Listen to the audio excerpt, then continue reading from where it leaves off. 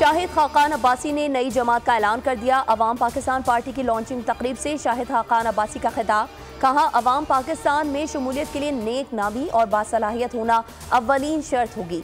लेने वाले लोग मुल्क नहीं चला सकते। हमें ऐसे लोग चाहिए जो मुल्क को देने वाले हों। हुक्मरानों को मुल्क की हालात की कोई परवाह नहीं। मुल्क में सियासी इस्तेहकाम है न मुआशी इस्तेहकाम।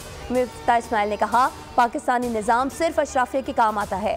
मुल्क के 40% बच्चों का कोई मुस्तकबिल नहीं तो मुल्क का क्या होगा। गैम्बिया, कीनिया, नेपाल, भूटान भी पाकिस्तान से आगे हैं।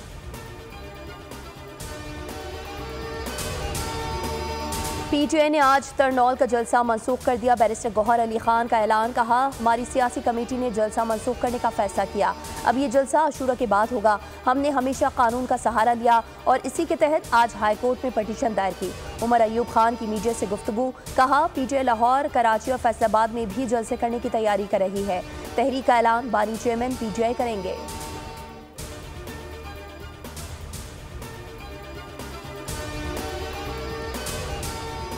वज़ीर आला KP अली अमीन गंडापुर ने कहा है कि बानी पीटीआई के खिलाफ केसेस में कुछ नहीं निकला। नवाज शरीफ, आसिफ अली जरदारी पर भी पर्चे कटे हुए हैं।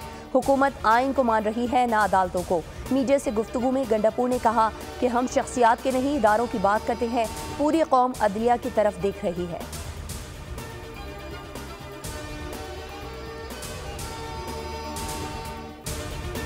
स्टील टाउन पुलिस और वाइट करोला गैंग में फायरिंग की जद में आकर खातून की हलाकत। मकतूला के बुरसा का वाक़े का मुकदमा SHO स्टील टाउन और अहलकारों के खिलाफ करने का मुतालबा।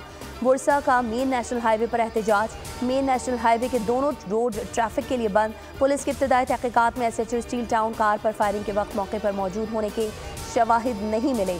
SHO पर मुकदमे का मुतालबा बिला जवाज करार दे दिया।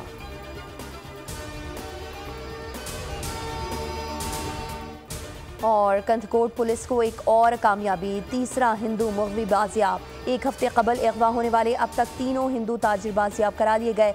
मुग़वियों की बाजियाबी के बाद हिंदू बरादरी में खुशी की लहर दौड़ गई। घरों और मंदिरों में खुशी का समा। पुलिस ने भय्यू गैंग के नेटवर्क को तोड़ने में अहम कामयाबी हासिल की है।